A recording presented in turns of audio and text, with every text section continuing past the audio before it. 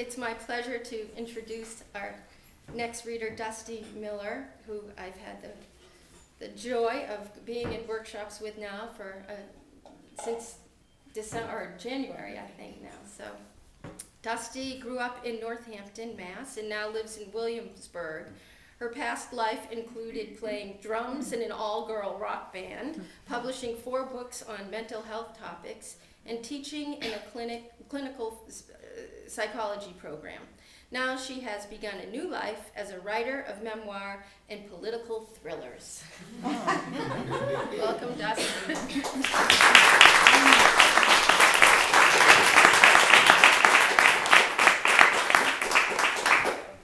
For some reason, I feel compelled to announce that there is going to be a break. Maybe you already announced it once, but just in case people were thinking, oh, there's all that good food back there and stuff to drink. I'm going to read and one other person's going to read, then there'll be a break. And so, yeah. I think there might be some seats open too. Is that true? Or am I hallucinating? Yeah, there's at least one here and here. Here was a few. If anybody wants to move up, take the time.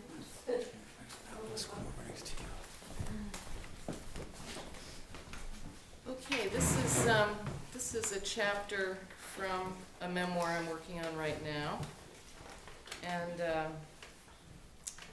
it's called Florica. Florica was the first person I trusted with the secret that was trying to kill me. Some people testify to a religious experience that changes everything. Others claim cataclysmic transformation because of a car accident, an arrest, the birth of a first child. Florica was my religious experience, my car crash, and the birth of my true voice. She marched through my life like an army, slaying phantoms of the past and tearing the shrouds off my rotting secrets. When I looked into those fierce eyes, I learned to tell the truth. When Florica and I shared our secrets, it shook me like an earthquake. Telling our stories did not happen easily, and the aftermath was as treacherous as a climb in the Himalayas. The tragedy was that only one of us survived. I was 25, living on the edge, easily seduced by danger. Like other young radical activists of the 70s, I was galvanized by the idea of changing the world through any means necessary. I was hungry for revolution, and Florica lit the fuse. First time I saw Florica was the day a group of young feminists let loose 100 white mice at the annual New York City bridal fair. Florica was impossible to miss as we drew near to the entrance of the huge auditorium. She was dressed in a multi-layered flowing costume, a black cloak festooned with play money. Her face was luminous in white makeup, her eyes huge and black. She was shaking a rattle in the shape of a skull, hissing at the passers-by as they scurried past her to go inside. "Marriage is a death trap," read the sign she shoved at the eager brides-to-be. Run for your lives," Florica called.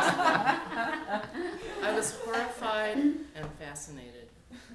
The image of Florica as the bride of death haunted me for months until our paths crossed again. When Florica first appeared at our women's consciousness-raising meeting, I recognized her immediately.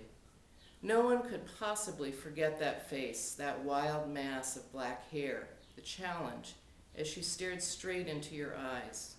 "I dare you." Her smile took my breath away. Cold fear melted, and I was floating in a hypnotic glow. Yet I was also mistrustful of this new disquieting presence. I could feel something deep in me beginning to stir. Maybe it was fear. But there were other feelings too. Secrets threatened to seep through carefully erected barriers. Sexual secrets, dangerous, exciting, wildfire secrets. And the other, the dark secret, that could incinerate me in my own rage. I was not the only one made uneasy by Florica's arrival in our community. She seemed to be luring us to the edge of something we could barely imagine. Soon she convinced us that we were ready to take to the streets. The time had come to kick loose and begin fighting back. One night, Florica invited 3 of us to join her in painting graffiti on public buildings in New Haven. The message, "Out from under, women unite," would be painted in huge yellow letters, accentuated by a women's symbol with a fist in the middle. We would target centrally located representations of women's oppression: the President's Building at Yale University's center of patriarchal power, the Home Economic Building at UConn, the Yale New Haven Hospital where women were denied abortions, and where poor women held the lowest paying jobs. As we talked about it, we decided that our spray painting adventures were to be mere dress rehearsals, opportunities to practice our guerrilla warfare skills.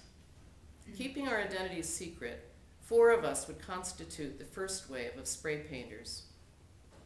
If 1 or 2 of us should be captured in our acts of vandalism, our anonymity would protect the rest of the group. We 4 agreed that if we were busted, we would accept our fate without fanfare. Going to jail would be an opportunity to test our revolutionary resilience. We would not ask for help from anyone, including our husbands. Yes, we indeed had husbands. Despite our disdain for the patriarchy, each of us lived with and slept with a person with a penis. Our husbands generally supported our liberation struggle, but they were not to be tipped off to our guerrilla training operations.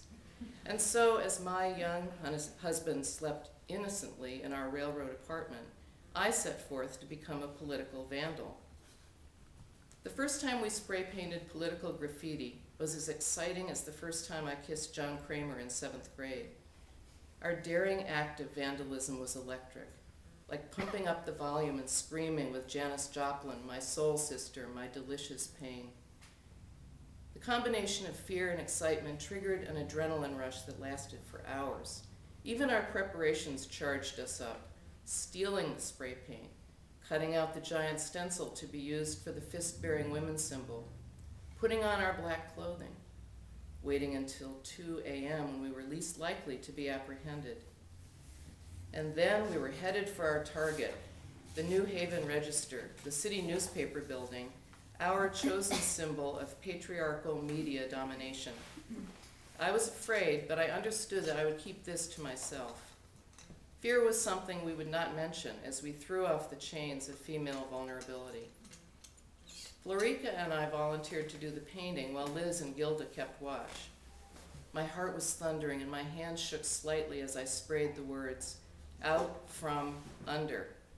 Florica stood next to me, simultaneously painting "Women Unite" on the expensive marbled facade of the block-long newspaper building.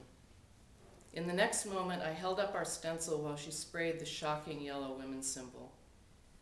We couldn't resist driving past the scene of our crime to admire our work. We were laughing so hard that Gilda almost went off the road. "I'm starving," Florica announced, surprising us because she was whippet thin and rarely seemed to eat. We found an all-night diner down near the railroad yard and ate like construction workers. Liz and Gilda returned to their sleeping husbands, but even after our hearty pre-dawn breakfast, Florica and I were still riding the adrenaline rocket. We decided to go back to the Orange Street loft. A group of us had pooled our money to rent a large, drafty loft in a building otherwise occupied by rock musicians, pigeons, and derelicts. We had taken Virginia Woolf's advice that every woman should have a room of her own. Florica seemed pale in the early morning light filtering in through the filthy windows. "Let's take a nap," she suggested, grabbing my hand unexpectedly and towing me along behind her to the mattresses lining the wall, old quilts and worn India prints stretched over them. She pulled me down beside her, curling her back against me, spoon style. She reached back for my arm and pulled it over her. I tentatively nosed myself into the wild mass of her black, springy hair.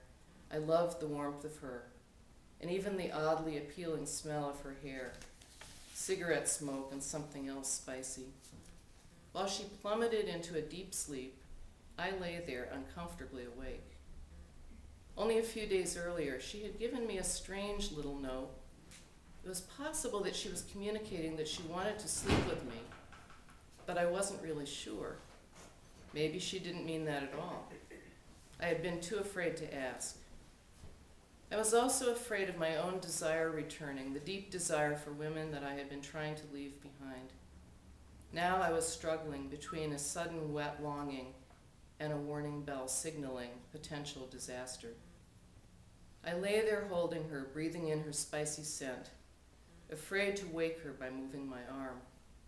First my hand, and then my entire arm radiated pins and needles of numbness.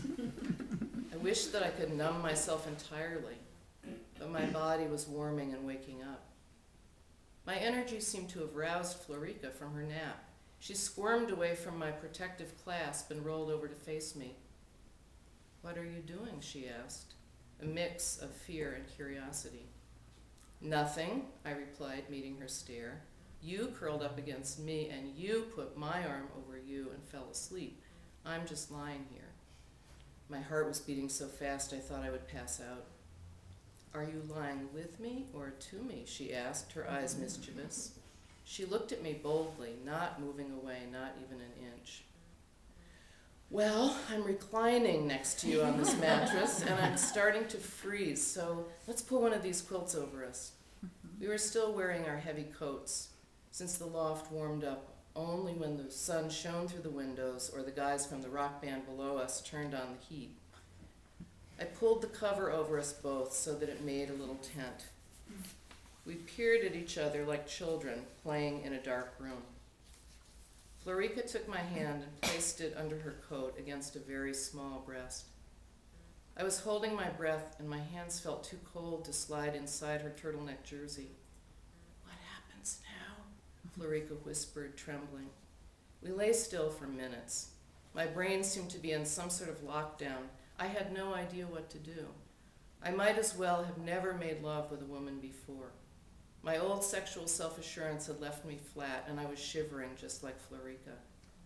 She leaned into me and whispered in my ear, "Please don't be afraid. I want you." What had she just said? What if I began to touch her and I had misunderstood, gotten it all wrong? "Why are we whispering?" I asked her, my voice sounding much more assured than I felt. She sighed, then pulled my face closer to hers and kissed me. It was clear as a bell, and now there was no more talking. Our first secret, sweetly shared, opened me as easily as morning sunshine, but the other, the dark secret, would crackle and burn through us both like an arsonist's fire. Thank you.